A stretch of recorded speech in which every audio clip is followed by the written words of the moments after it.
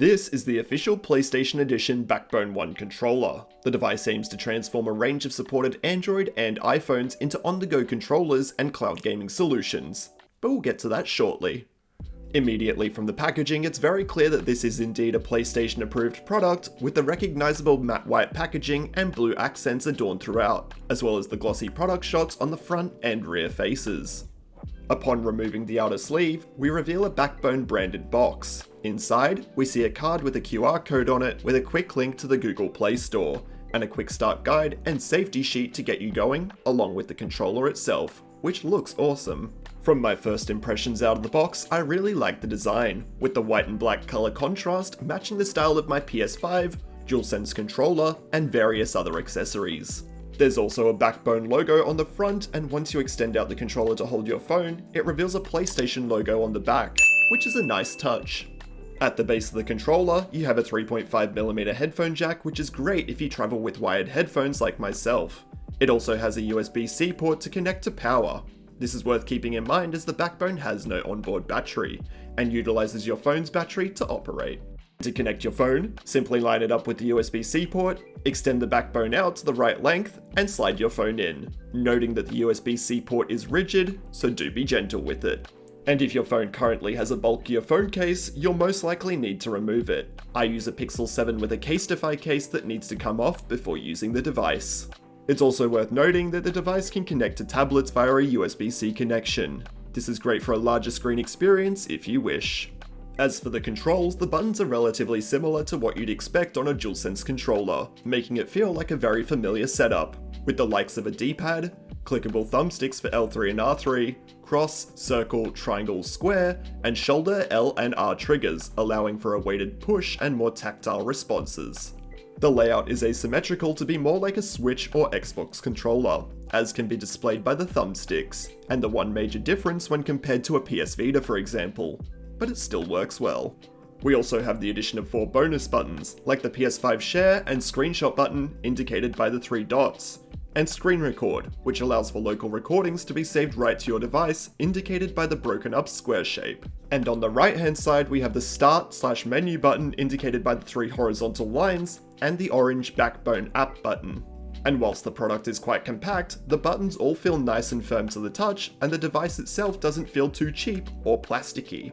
To start playing, you'll need to complete a quick and easy setup process. While downloading the Backbone app is recommended, but not essential, it provides a useful hub for exploring your available games and allows you to utilize the product to its full capability. With your Backbone connected, you can launch the app by clicking the orange button on the controller or using your phone's touchscreen. If you do want to play one of the available PlayStation games, you need to download the Remote Play app, and make sure that on your console, you've enabled Remote Play under System Settings. Once connected, you'll be able to remotely control the PlayStation via the app. And whilst this feature isn't entirely new, being able to use a controller to play games on the go is such a cool idea, and much easier to use than the touchscreen of a small screen device like a mobile.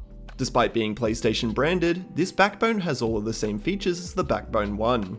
This means that you can also connect it to your Xbox for Remote Play, making it a great way to enjoy Game Pass games. I will say that you'll want to have a strong internet connection for your phone as well as your home to limit lag while playing remotely.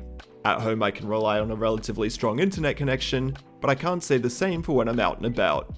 However, you do have the option to turn on mobile data in this instance, although depending on the game you're playing, it can chew through it quite quickly. With that information in mind, I personally wouldn't recommend using this device for fast-paced or online-specific games that require a snappy response time and minimal lag, but offline single-player games can go down a treat. That being said, it also works well with other compatible mobile games, and doesn't require you to own a PlayStation console or have an account, with some other top titles including Call of Duty Mobile, Asphalt Racing, Dead Cells, and other popular mobile games, with a full list on their website via the link in my description.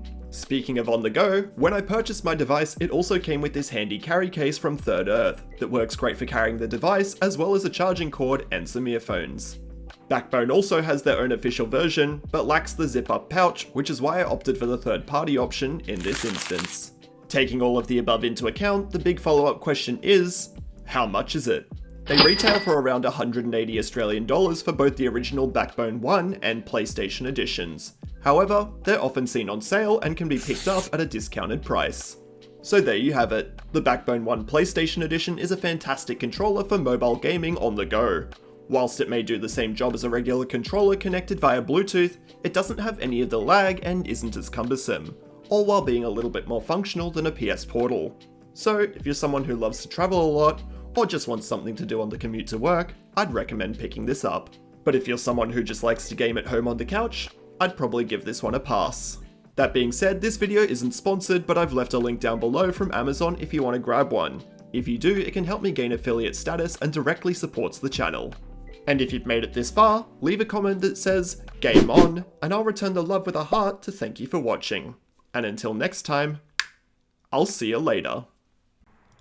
Tap the bell icon after subscribing and you'll never miss a video again. And consider checking out my Facebook page as well for daily gaming updates and news. Thanks guys.